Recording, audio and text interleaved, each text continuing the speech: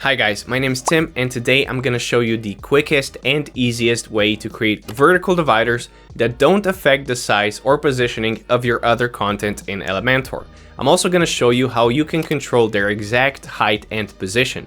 We won't be using any extra plugins, just a tiny bit of very simple CSS, and even using the CSS is optional. You don't need it to create a basic vertical divider. Let's get into it. Horizontal dividers are easy, so why are vertical dividers tricky in the first place?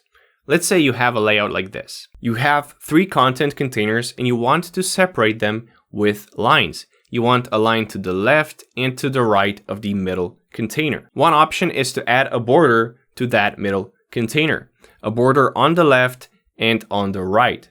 However, if you do that, you also need to add in padding to the container, because otherwise there's just going to be no space between the border and the actual container. So you're going to get something like this. So you're adding in padding. But once you add in padding, if you don't add it to every container equally, they're not going to be the same size. You can see over here, the content of this container is now smaller than the content of the other two. So you can add it to every container equally, and you can remove the gap between containers in the parent container to get the right spacing. Now you have a layout that's almost perfect, with one annoying exception. And that is, if you do add padding to every container equally, now the left and right container also have padding on the left and on the right, and they won't be the same size anymore. So if you have some other content, like a header in my case, that they're supposed to align to, well, now they just won't. There's a better way, and that is using empty containers. We're gonna go ahead and add in a container, and we're gonna name it empty divider.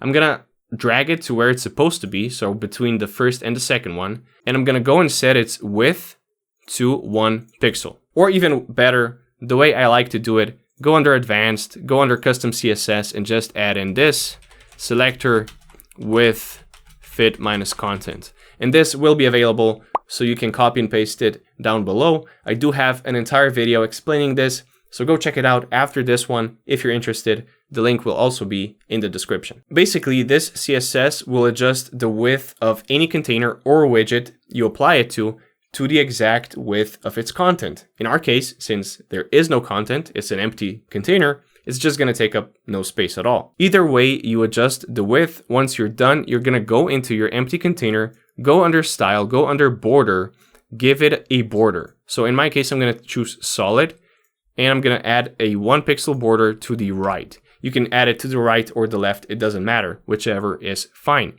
Just go ahead and add in a color, and that's it. And the only reason it's taking up any space is because I forgot to remove the padding. So I'm going to go under advanced, go under padding, and I'm going to unlink the values. And just like that, I have a vertical border, a vertical divider that's taking up 0 space. But it's still going to be responding to any changes I make to the gaps of its parent. So if I make the parent element have a gap of 4 rem instead of 2, you can see that the divider, the border, is responding properly.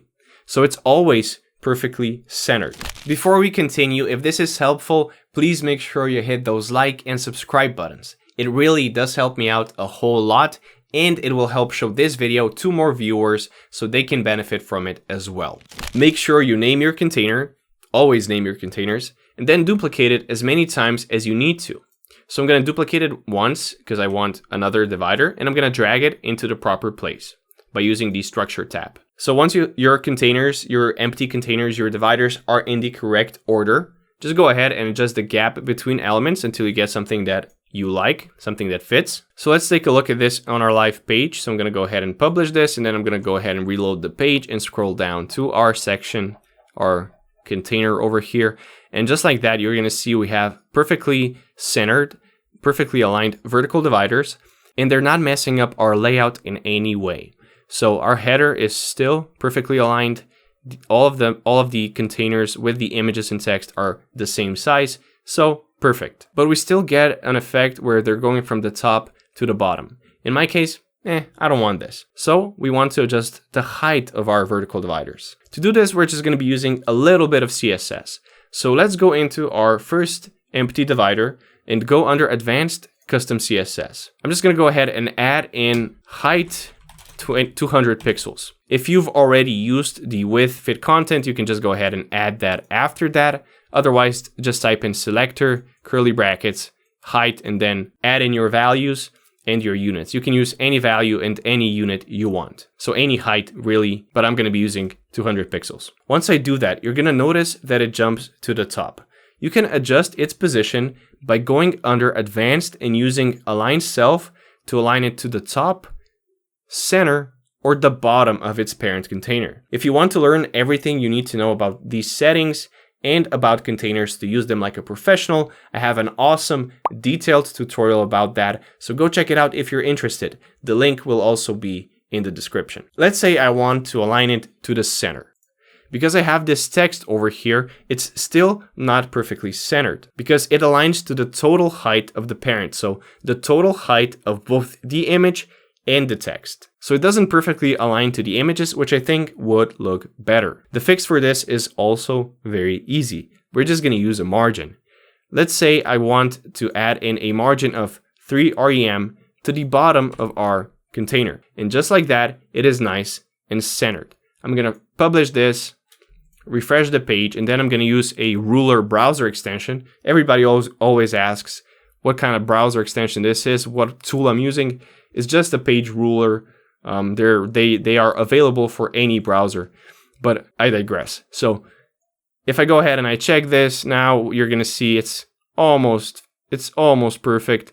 I could dial this in even further, but for the purposes of this tutorial, this is going to be fine. Obviously, you can fine tune this to perfection if you want. You can even use the calc function to get it really perfect. I also have a tutorial about that, but enough self-promotion for one video. And then once you have everything prepared, you just adjust it for responsiveness, and that's pretty much all there is to it. Don't want the dividers for tablet and mobile? Just go under advanced, go under responsive, and hide them for tablet and mobile. Easy. What's also really easy is checking out this video next. All it takes is a single click. If you want me to share even more awesome tips and tricks with you, go check it out. If you found this one useful, I guarantee you're going to find that one very useful as well. And make sure you hit those like and subscribe buttons. Thank you for watching.